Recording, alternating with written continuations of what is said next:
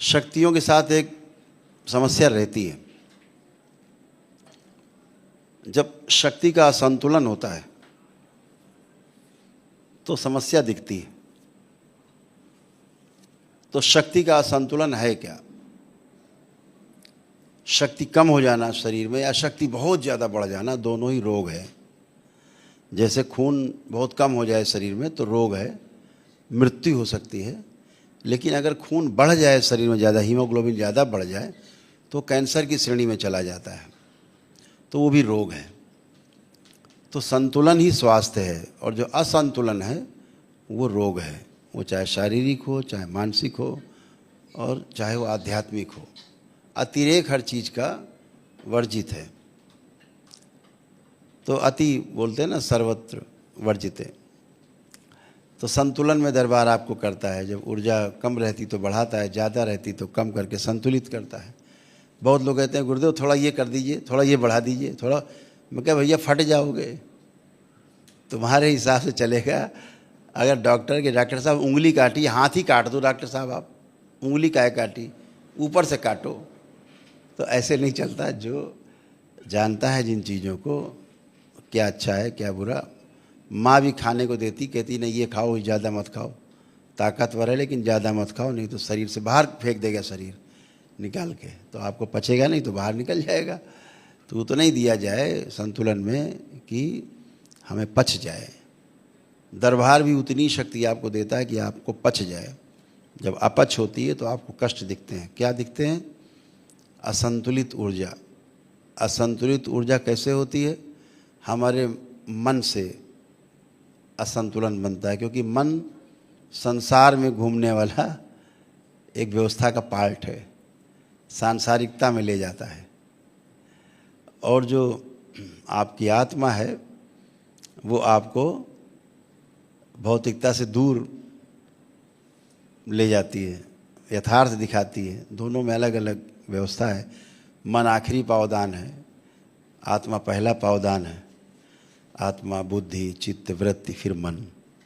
ऐसे जो ये 5 आयाम हैं, जो ये जो आर्बिट हैं, 4 आर्बिट हैं केंद्र के साथ, 2, 8, 18, 32 के जो एटॉमिक आपका जो सर्किल है वो पूरा करते हैं, जो मॉलिक्यूल्स को संतुलित करते हैं। जीवन जैसे कहते हैं ना, एक अंश का परमाणु है, यानी केंद्र में 1 है, फिर अगले फर्स्ट आर्बिट में 2, फिर दूसरे आर्बिट में 8, तीसरे आर्बिट में 18 और चौथे आर्बिट में 32 जाके पूरा होता है। इसीलिए पूरा होता है। इसीलिए जीवन जो है, शरीर में रहने वाला जीवन कभी मरता नहीं है, टूटता नहीं। वो एटम कभी नहीं टूटता जो पूरा हो गया है। टूटते वो एटम्स हैं जो पूरे नहीं हुए हैं। जैसे शरीर है, इसके एटम कोई पूरे नहीं है। कोई भी आखिरी आर्बिट पूरा नहीं होता। 32 जहाँ पर है, तो जहाँ पूरा नहीं है वो टूटेगा ज़रूर, विध्वंस होगा उसका। तो शरीर का विध्वंस हो जाता है, फिर से सृजन होता है, फिर विध्वंस होता है। लेकिन जीवन का विध्वंस नहीं होता है, क्योंकि उसका ऑर्बिट पूरा है। उस पूरे ऑर्बिट के कारण ही जीवन कभी मरता नहीं है। हाँ, महापुरुषों ने कहा कि जीवन कभी मरता नहीं, लेकिन नहीं, जीवन टूटता है। आत्मा कभी मरती नहीं है। जीवन में जो आत्मा है, आत्म तत्व है जो केंद्र में है, वो कभी नहीं टूटती। जीवन तो दरबार के देखे, मैं पहले खुद भ्रमित होता था। जब मैंने जीवन को टूटते हुए देखा तो मैंने तो सुना था अपने नागराज जी से कि जीवन कभी टूटता नहीं, जीवन अमर है। लेकिन मैंने जीवन को टूटते हुए देखा। फिर मैंने रोज़ वो बाबा ने करना सिखाया, तोड़ना सिखाया जीवन को। आपकी जीवन से बाकी चीज़ें, जो 5 चीज़ें हैं, आत्मा को छोड़ के बाकी तोड़ के अलग कर देने की व्यवस्था दरबार ने दी। तो दरबार इसीलिए बुद्धि, चित्त, वृत्ति और मन पे नियंत्रण कर लेता है। आपके गंदगी हटा करके नष्ट कर देता है, शुद्धि करता है। जो जीवन बाहरी जीवन है, जो आपको तंग करते हैं, वो ऊर्जा दरबार उनको क्षण में आत्म तत्व अलग करके उनकी बुद्धि, चित्त, वृत्ति और मन को नष्ट कर देता है। और वो फिर लाखों वर्षों के पीछे की चले जाते हैं। उसमें कभी कीड़े मकोड़े बनेंगे, फिर से पैदा होंगे, और लाखों करोड़ों वर्ष लगेगा उनको मानव शरीर पाने में। तो वो दरबार तोड़ देता है। जैसे कार है, इंजन है, लेकिन 4 टायर निकाल लिए चारों, तो गाड़ी ये पड़ी हुई, इंजन घुर्र घुर्र स्टार्ट करते रहो, कहीं नहीं जाने वाला। आत्मा दृष्टा है, केवल देख रही इधर उधर, कर कुछ नहीं सकती, क्योंकि शरीर नहीं है तो कैसे करेगी। वो तो दृष्टा है, वो साक्षी है।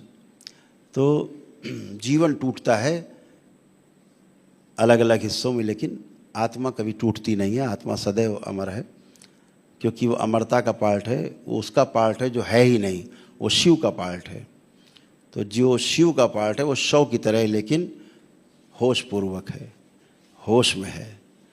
तो जैसे हमारे आपके बीच में स्पेस है, अभी हम आप एक दूसरे को देख पा रहे हैं।